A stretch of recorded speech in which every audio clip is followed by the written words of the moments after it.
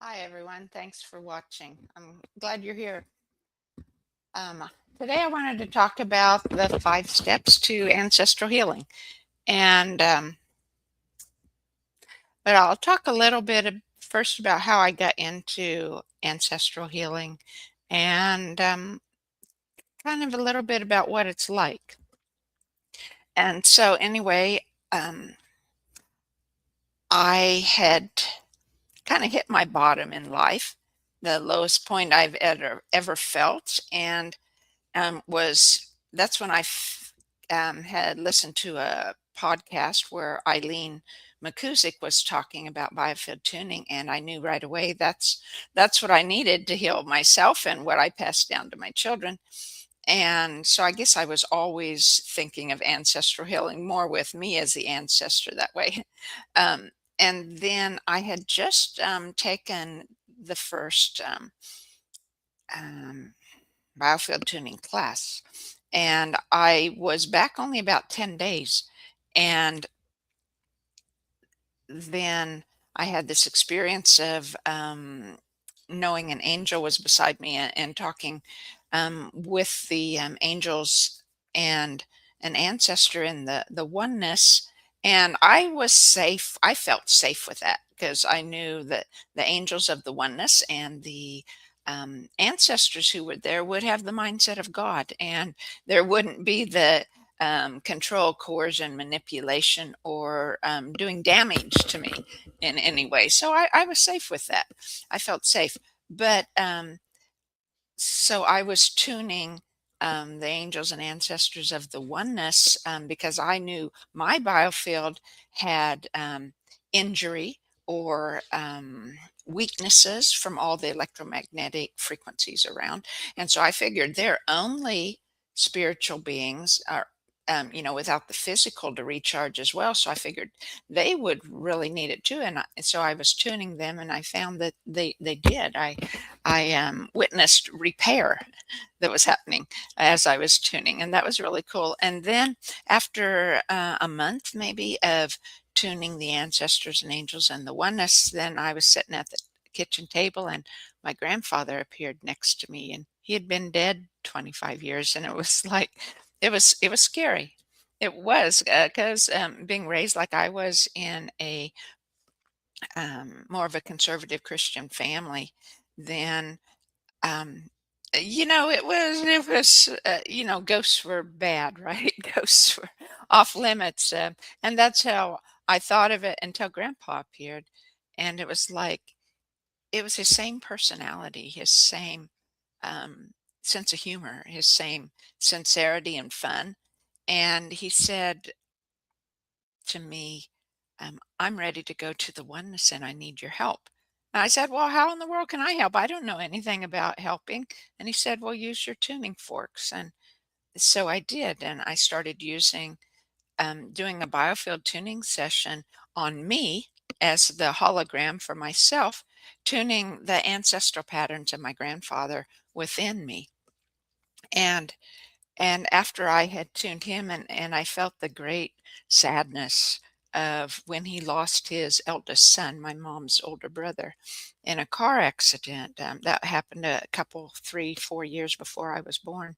And um, when that sadness was released, then my grandfather was ready to go to the oneness. And it was beautiful. And uh, I often feel him around helping me, or I ask of his wisdom. And the same way with my father, I often feel his presence and his humor and his great love for me.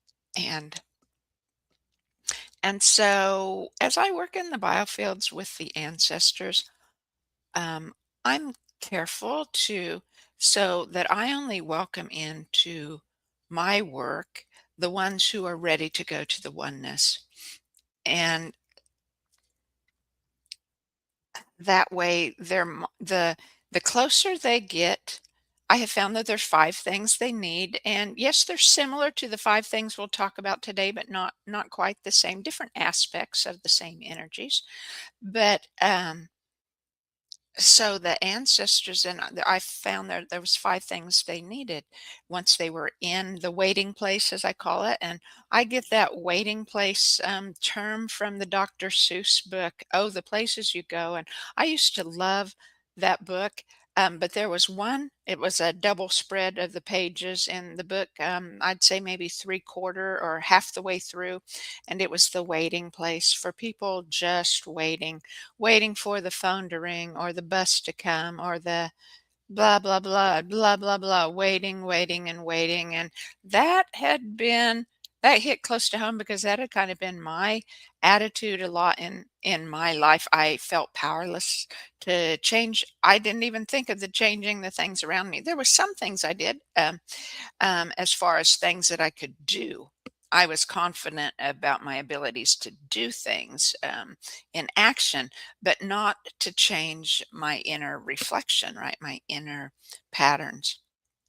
I was just really stuck in sadness and fear and unworthiness that I had. And so, but the more, the closer the ancestors get to having all 5 of those things, then the more their mindset changes and their voltage grows. Because when they're otherwise, when they're stuck in the waiting place, I find their voltage is very low. I see them in grayscale, or I should see my eyes track them. I don't physically see them, although I do see lights or orbs of light once in a while.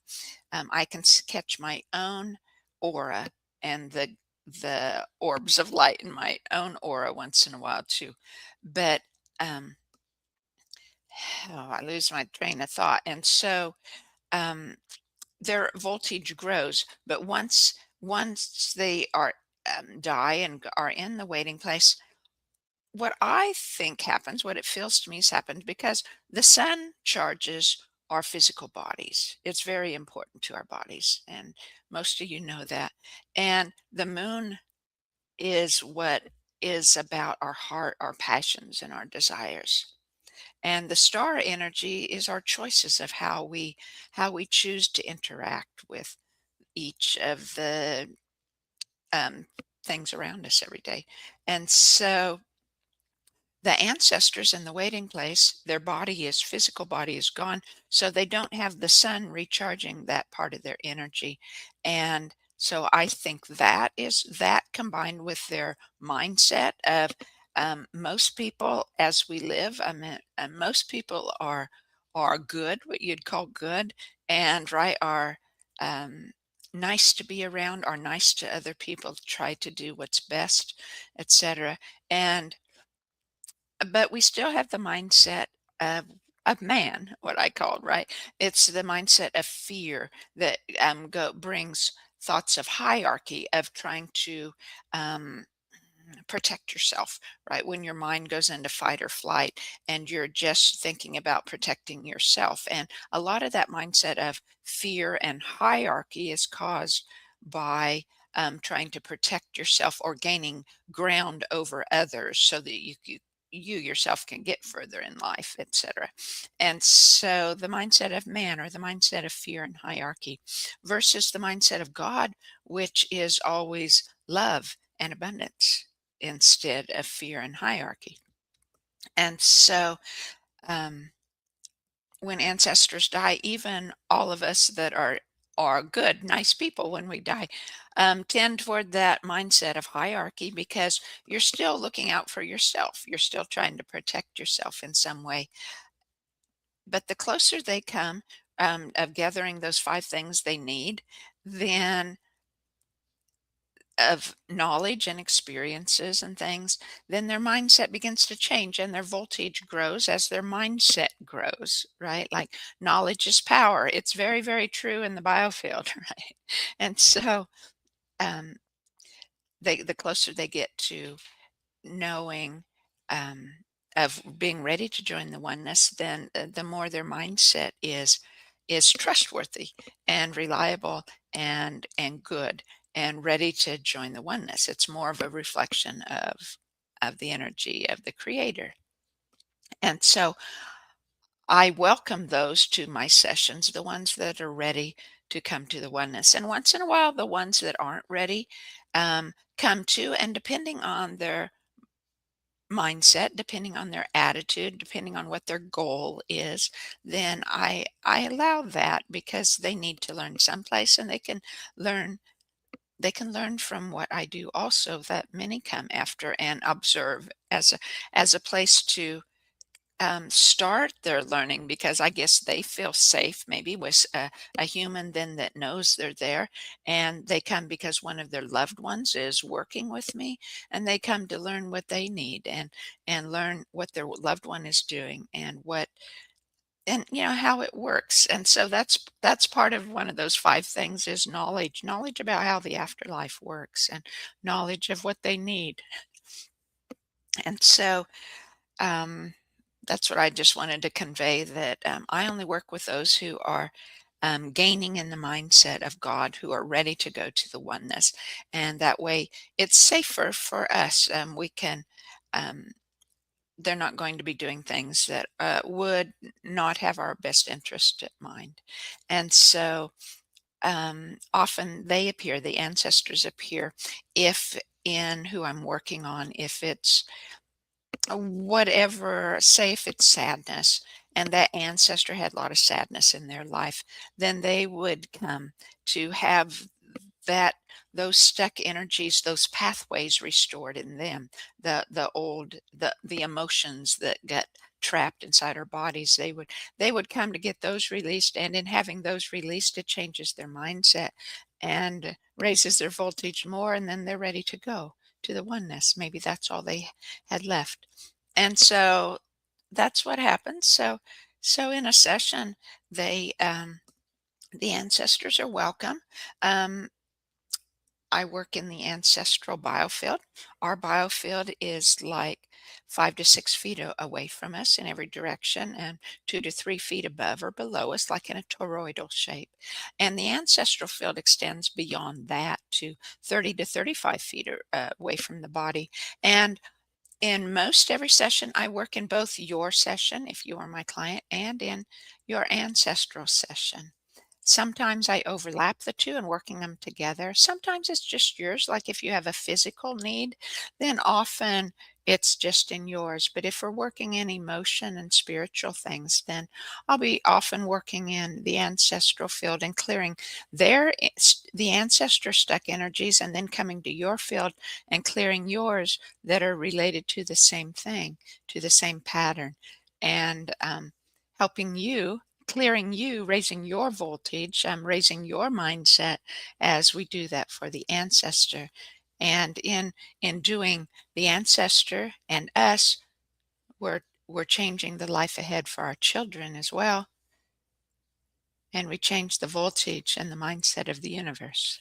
And so it's like, for doing one thing, you clear four things at the same time, and it's beautiful and awesome. Lots of times, in the last couple years, I've begun to use more of my spiritual gifts. So a lot of times I use toning, using the vowel sounds associated with each chakra.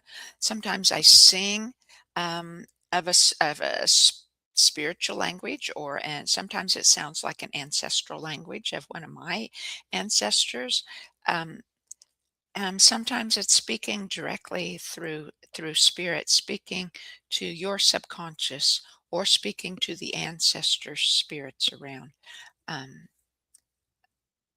and otherwise, I'm using tuning forks too, as well as my voice. Often I'm working with my hands in the energies to bring healing and release and coordination there. And so each session would last about an hour. Sometimes mine lasts more. I'd say quite often mine lasts more. I also do like an hour and a quarter is common. And I do dowsing for different emotions and different thought patterns before we start. I find that that really helps the biofield session then go deeper, to do some dowsing ahead of time. And we also do some angelic feng shui for you and your home as we're in the session or right before the session. And And then at the end of each session, I welcome the ancestors to come forward, those who are ready to transition into the oneness, and I ask you to give them a prayer or a blessing for their path. And not everyone can feel love toward their ancestors that they didn't know, or even if they knew them. Sometimes it's a at the first, especially, it's a an unusual thought. They had maybe hadn't been used to ancestral clearing, hadn't been used to thinking or talking of their ancestors, but they find out through this work that the ancestors are very much full of love for them. Almost every message contains love and gratitude for the client from the ancestors' work. Sometimes they're giving words of wisdom from the oneness to you to help you in your path ahead. Sometimes it's a sense of humor relating to common things that you shared or that you're going through in your life. And so that's what I find. The ancestors always have this message of love and gratitude before they go into the oneness, because again, their mindset and has changed and their voltage has grown. And they know that they're spirit beings, right?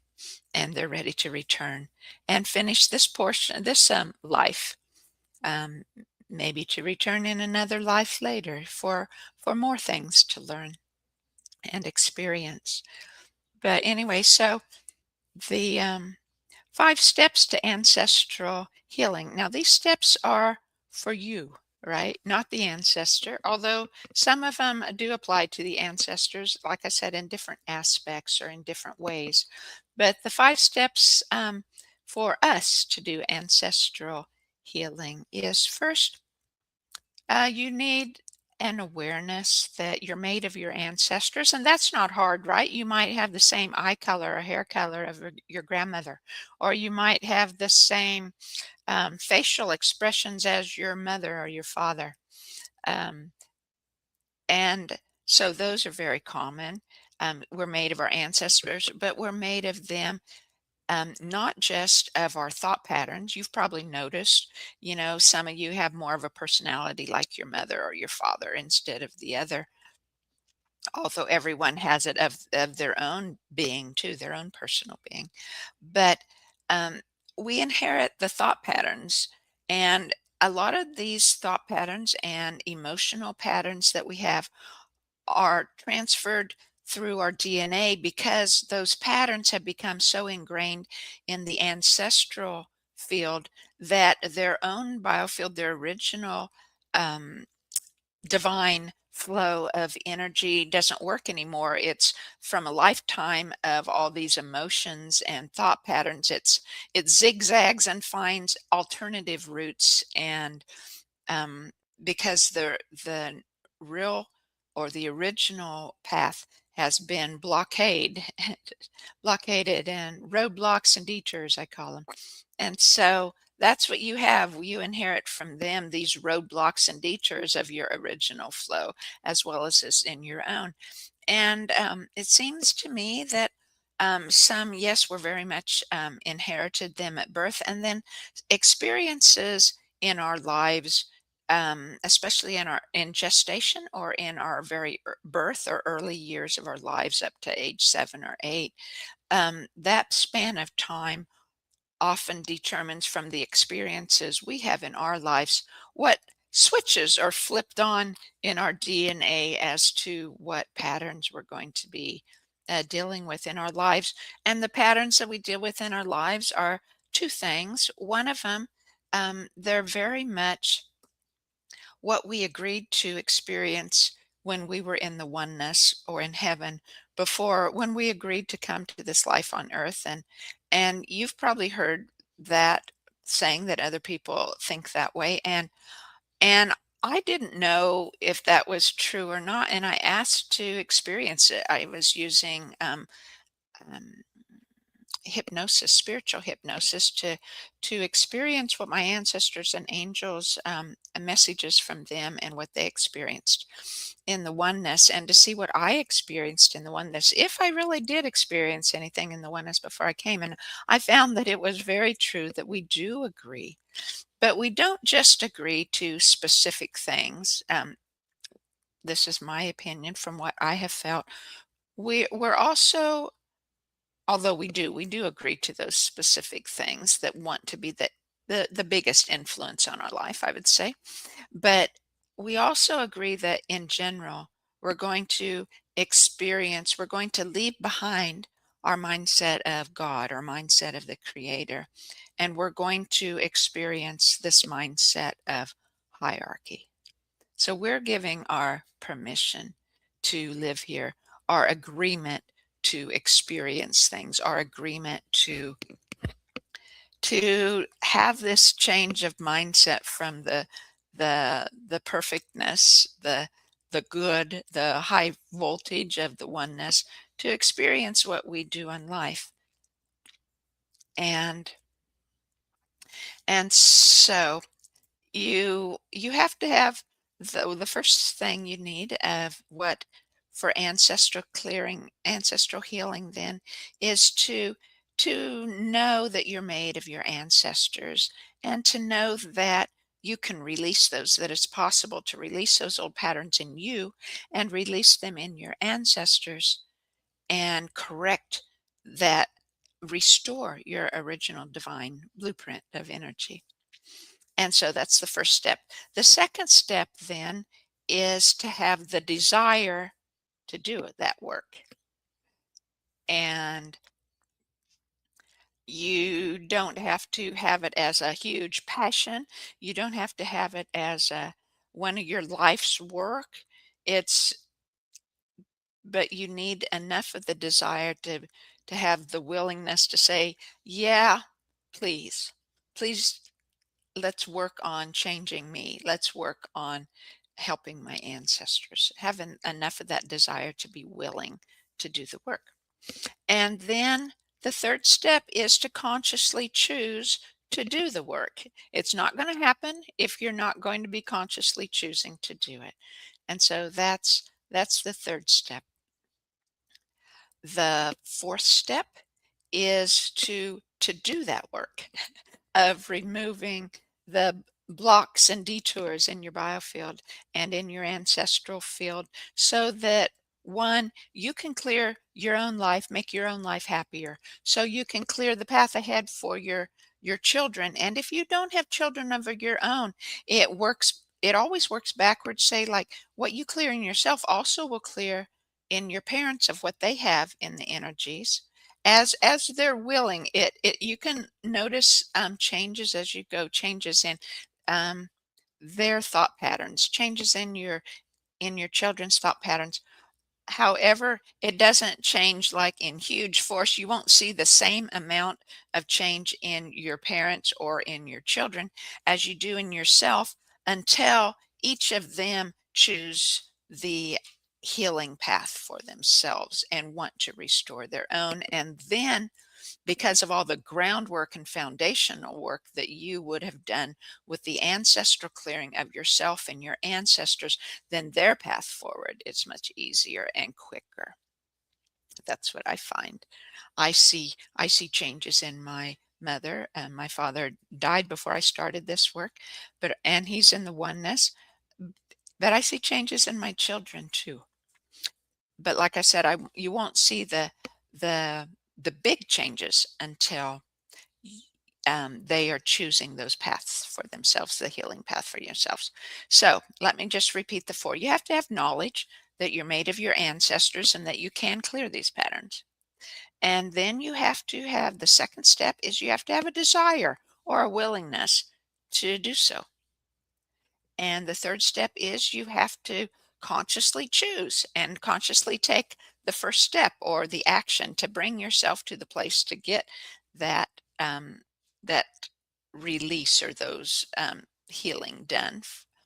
And the fourth step then is to do that work, to continue the work through your lifetime in clearing the patterns that are interfering with bringing you happiness and fullness in your life in many ways. And I have to say, you can do a lot of that healing work yourself. There are a lot of modalities that I use, even for me, that you can do by yourself. I use biofield tuning on myself. I use tapping or EFT for myself for my old patterns. I use Psych K. I use Dr. Sue Morter's the Mortar March method, and those are beautiful ways. You can also just do it with your intention to some extent, um, and have a lot of clearing done. So you can start that way for free. But I do have to say that from my own experience and from what I've experienced from others, as well as what teachers of these other modalities have found and that they teach, is that to really make lots of progress and to go really deep, you need someone helping you with this, someone working in this space, holding your intention with you as they work. Part of it is because when we're working in our own field, in our own emotions, in our own thought patterns, we're too close to the situation to step aside from those emotions that we felt, to step aside from all those patterns.